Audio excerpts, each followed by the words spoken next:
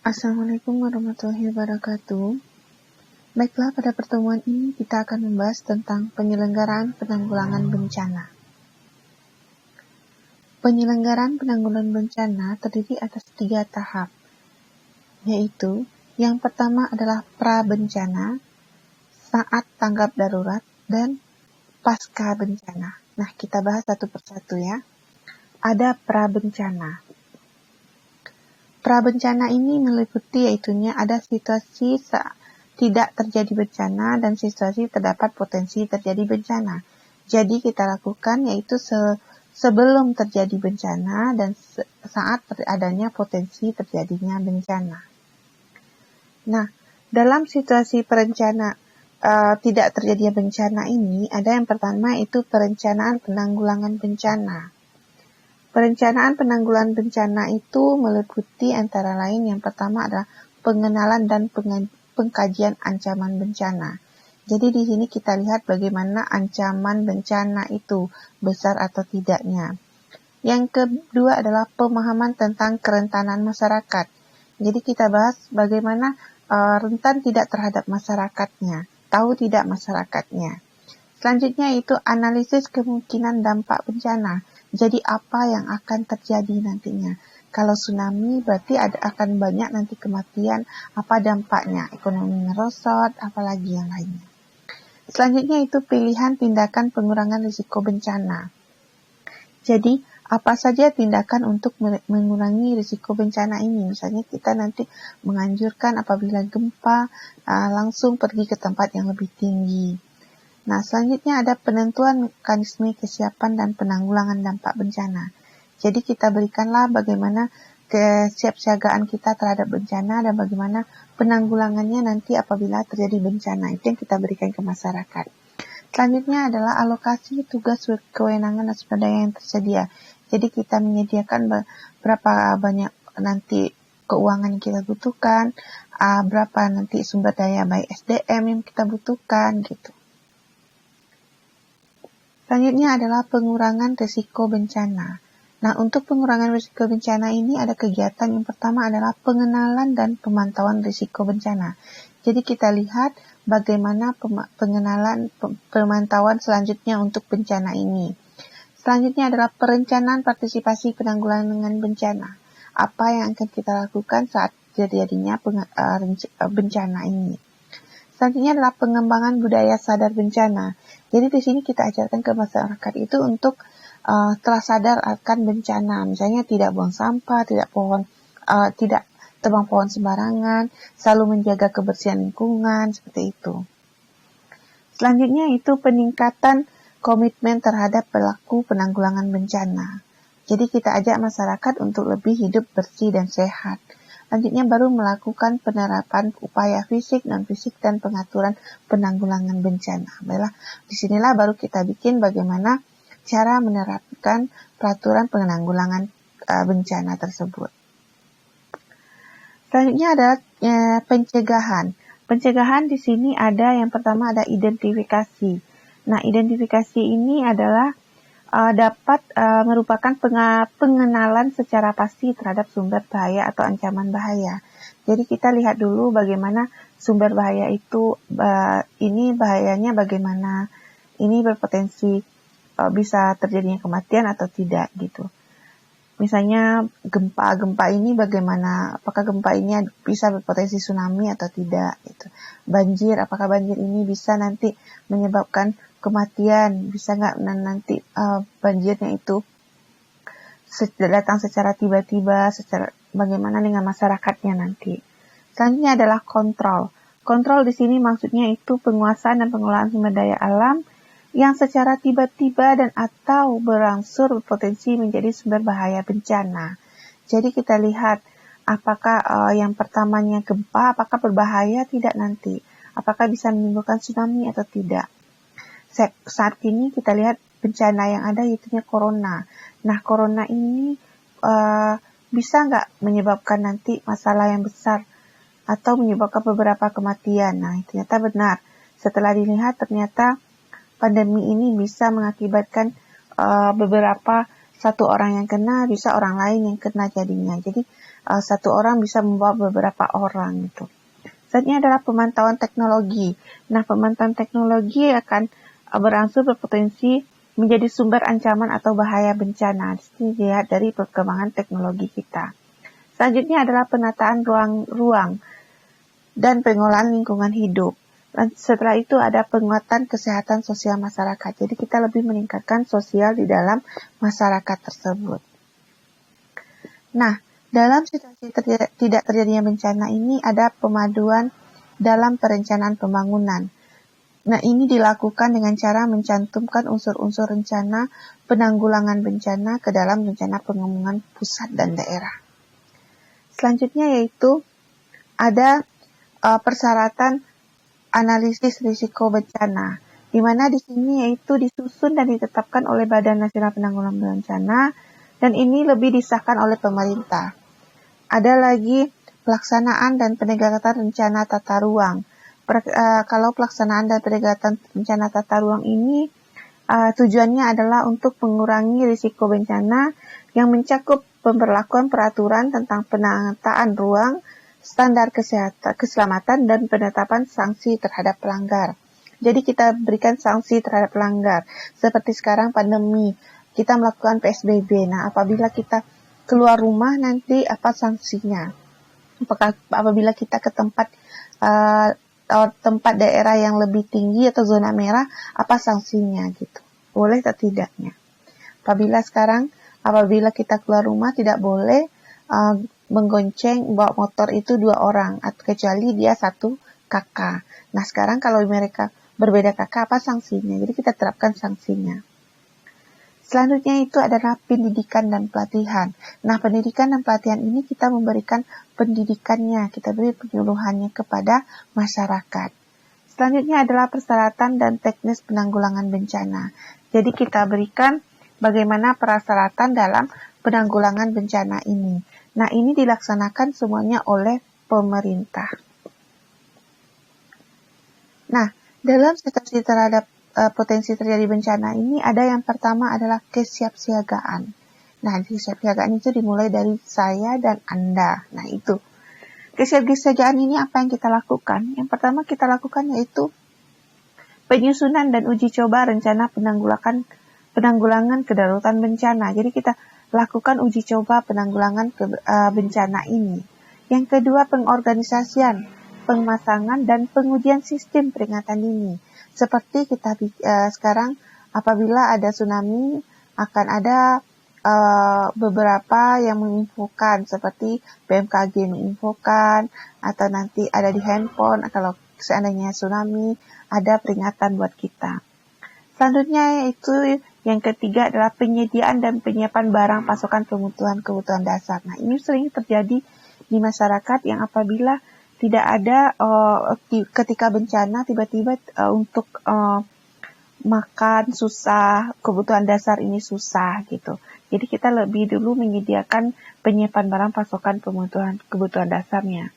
Selanjutnya pengorganisasian, penyuluhan, pelatihan terhadap tanggap darurat. Jadi kita berikan pelatihan dulu kepada masyarakat tentang tanggap darurat. Selanjutnya adalah penyiapan lokasi evakuasi. Jadi kita di sini di mana evakuasi yang kita berikan. Misalnya kalau di rumah sakit, di puskesmas itu sudah ada nanti jalur evakuasinya. Selanjutnya penyusunan data, informasi, prosedur tanggap darurat bencana. Jadi kita susun bagaimana data untuk atau informasi untuk dalam keadaan bencana ini. Nah, selanjutnya itu penyediaan dan penyiapan barang dan peralatan untuk pemenuhan prasarana dan sarana. Ini sangat penting kita siapkan karena kalau seandainya tidak lengkap antara penyediaan bahan, nanti akan berisiko buruk kepada masyarakat. Ada lagi yang kedua yaitu peringatan dini. Nah, peringatan dini itu apa? Peringatan dini ini adalah upaya memberikan tanda peringatan bahwa bencana kemungkinan akan terjadi kepada masyarakat. Jadi kita sudah ada ini, misalnya tsunami nanti tiba-tiba akan ada peringatan atau ada lonceng yang berbunyi, ada di HP seperti itu. Nah, pemberian peringatan dini ini harus yang pertama syaratnya itu menjangkau masyarakat.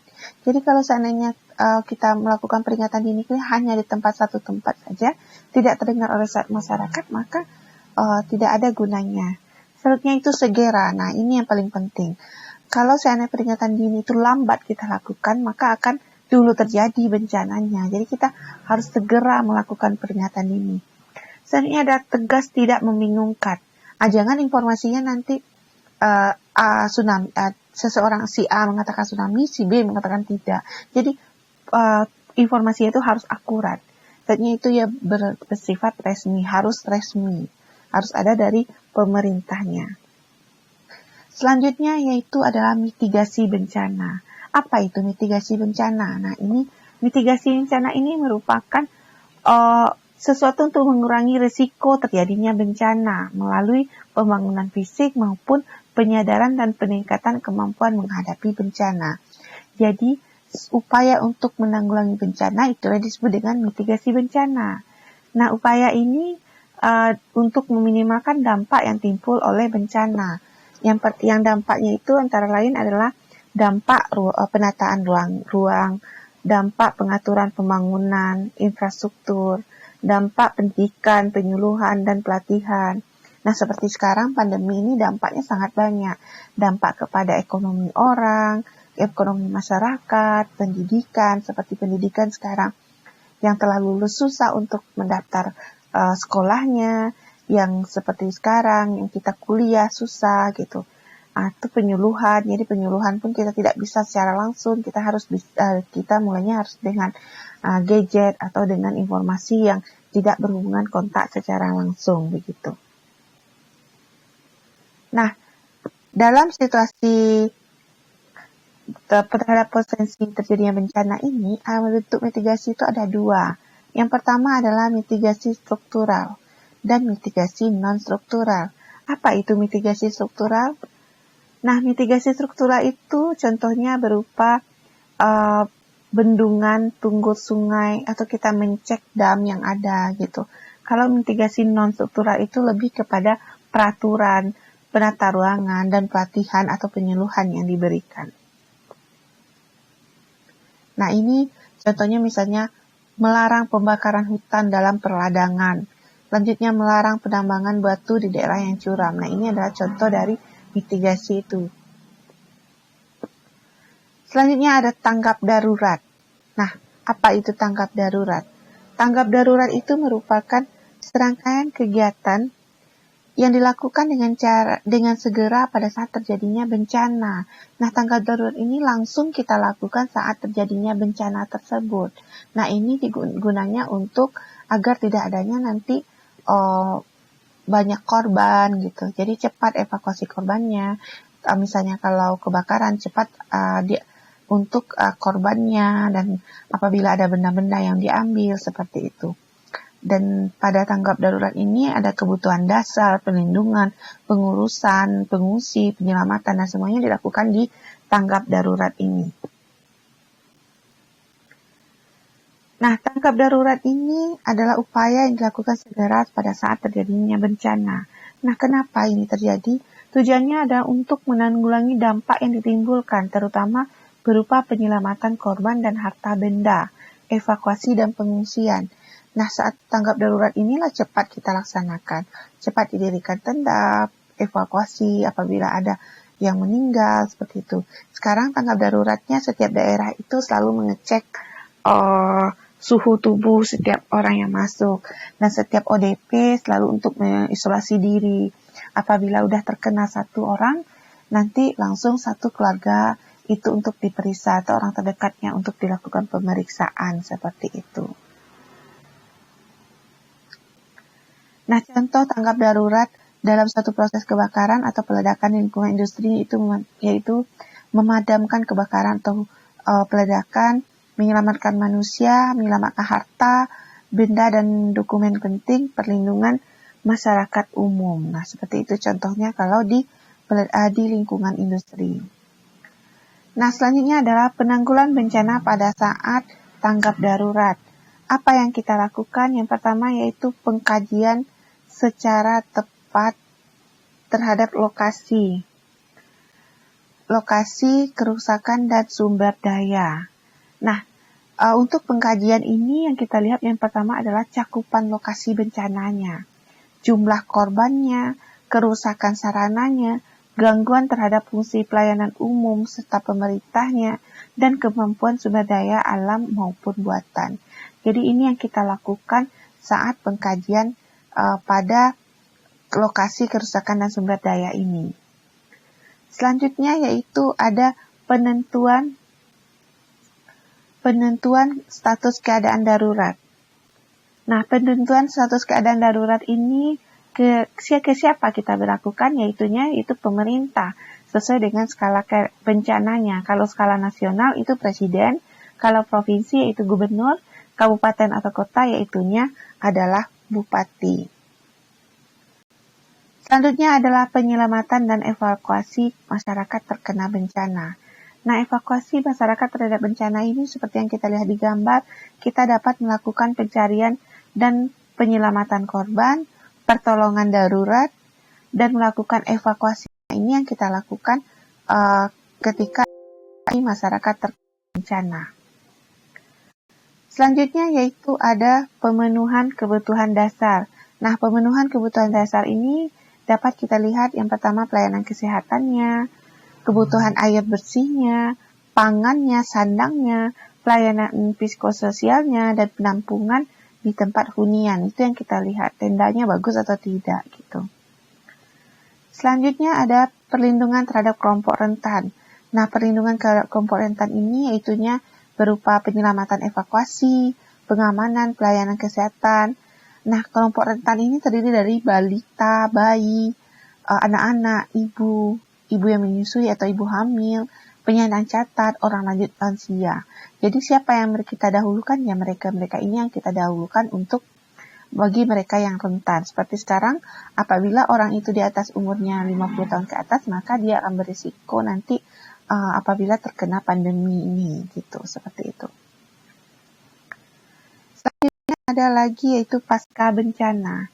Nah, pasca bencana ini ada rehabilitas dan rekonstruksi. Kalau rehabilitas itu apa? Rehabilitas itu adalah perbaikan dan pemulihan semua aspek pelayanan publik setelah terjadinya bencana. Jadi rehabilitas ini dilakukan setelah terjadinya bencana. Nah, apa yang kita lakukan di rehabilitas ini? Yang pertama yaitu perbaikan lingkungan daerah bencana, yaitu memperbaiki lagi lingkungan di daerah tempat bencana tersebut, rumah-rumah yang hancur tadi, lingkungan yang kotor tadi, itu kita perbaiki. Selanjutnya perbaikan prasarana dan sarana umum, pemberian bantuan perbaikan rumah sakit. Jadi pemerintah memberikan bantuan kepada masyarakat. Pemulihan psikologis, nah ini yang susah. Pemulihan psikologis ini yang sangat susah bagi masyarakat. Ada masyarakat yang stres jadinya karena semuanya sudah hilang, rumah hilang, harta benda hilang gitu. Pelayanan kesehatan, jadi kita meningkatkan pelayanan kesehatan di sini. Rekonsiliasi dan resolusi konflik agar tidak adanya masalah nanti. Pemulihan sosial ekonomi budaya, nah ini sosial ekonomi budaya yang akan ditingkatkan. Apalagi setelah pandemi ini yang harus kita lakukan nanti. Pemerintah harus langsung memperbaiki semua ekonomi yang ada, karena sekarang ekonomi sudah mulai menurun. Selanjutnya pemulihan keamanan dan ketertiban, pemulihan fungsi pemerintah, dan pemulihan pelayanan publik. Itu yang pada contoh dari rehabilitas. Yang kedua adalah, ini berupa rehabilitas, perbaikan tadi. Selanjutnya adalah rekonstruksi. Apa itu rekonstruksi? Rekonstruksi itu adalah pembangunan kembali semua prasarana dan sarana kelembagaan pada wilayah pasca bencana. Nah, ini rekonstruksi ini kembalinya semua yang berhubungan setelah bencana tersebut, baik di masyarakat atau pada perekonomian, sosial, dan budaya yang ada di masyarakat tersebut. Nah, rekonstruksi ini berupa yaitunya pembangunan kembali prasarana dan sarana, pembangunan kembali sarana sosial masyarakat, pembangkit lagi kembali kehidupan sosial budaya masyarakat.